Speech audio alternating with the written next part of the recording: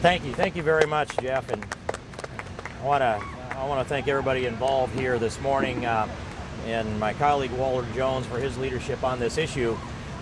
I would just take you back to the time that it came to me in a way that it clarified for me the loss of American lives and the loss in American suffering that's taking place because of the refusal to enforce the immigration laws that are on the books.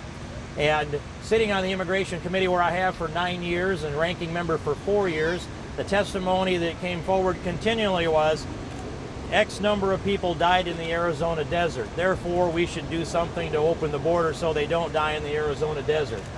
And that number went from 250 to 300 to 350 to 400 to more than 400 in a given year. Now the number's back down a little bit again. And I'm sitting there listening to the argument that because people are trying to break into the United States, somehow we should open up all of our doors and all of our gates and let them come in, because crossing the desert was apparently too difficult for people that were criminals breaking American law. And so I began to ask the question of these witnesses. You're here as an expert witness. You've told me how many people died trying to get across the Arizona desert. Now I want you to testify as how many Americans died at the hands of those who did make it across the desert, who did break into the United States, who did commit the crime of illegal entry into the United States, or commit the serious and civil misdemeanor of overstaying a visa, and then committed crimes against Americans or people that were lawfully present in the United States. I asked that question over and over again. Sometimes their eyes rolled back in their head at the very thought that there was another side to this equation.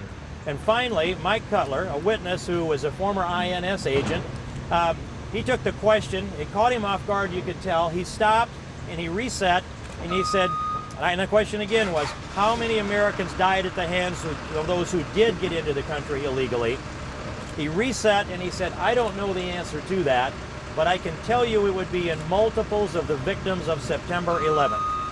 When he said that, things just came home to me and the tumblers fell into place. And it laid out what's happening in this country. We lament the loss of 6,200 troops in Iraq and Afghanistan. We pray for their families. They have suffered greatly. But what's not happening is a National Day of Remembrance, a commitment to the families of those who have had their loved ones killed at the hands of illegal aliens, most of the time criminal aliens, whom, if we enforced our laws, would not be here in the first place. You will hear some of those narratives here this morning.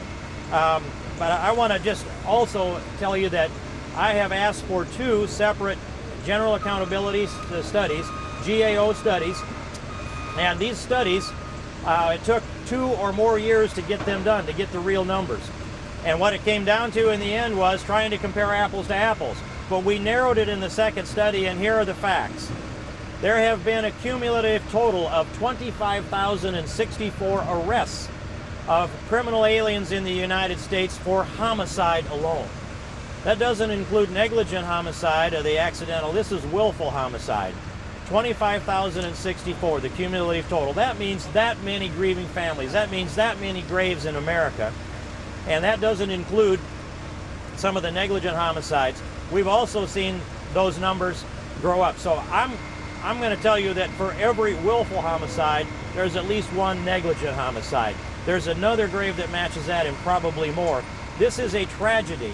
And you see the numbers in Mexico in the drug wars of 43,000 people killed in the last few years in the drug wars in Mexico.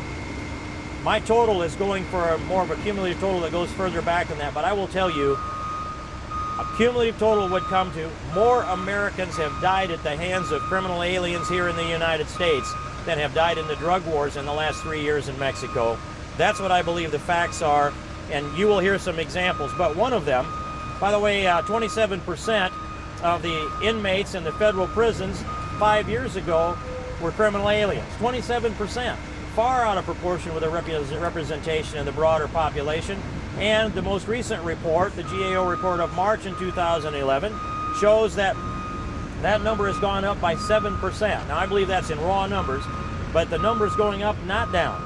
An example that hits home for me, and not nearly as much at home as it does with Mr. Trunchant that's here today, but in Minnesota a couple of years ago, they had an illegal alien, a criminal alien, who was in the United States and had been encountered by local law enforcement. who ran a stop sign with a van, hit a school bus with 28 kids in it, killed 4 kids right outside of Cottonwood, Minnesota in southwest Minnesota. And I remember the pushback on that. It was, this is really just a random thing. It's not a preventable crime. These things happen.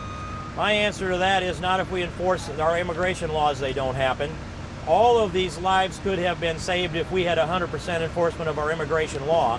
And anybody that believes otherwise should go try to tell the parents who have lost their daughter or their son to the act, a criminal act of a criminal alien, and tell them that their child would still be dead if we'd enforce the law against that perpetrator. That's at the heart of all of this. These are real human stories. There's real pain and real agony going on a daily basis in the United States of America, and we treat it as if it's just some kind of tolerable interruption in our lives. It's not. It's an interruption of innocent lives that takes place because we have an administration that refuses to enforce immigration law. I thank Walter Jones for leading on this. I thank Jeff and all the rest of you for doing that. I have a resolution that recognizes the remembrance of the victims. It's H.R. 3168, National Day of Remembrance for the Victims of Illegal Alien Crime. And I'm asking my colleagues to sign on to that resolution. I'll stand with Walter Jones and all the rest of you who stand for the rule of law. Thank you. Thanks, Walter. Just step to the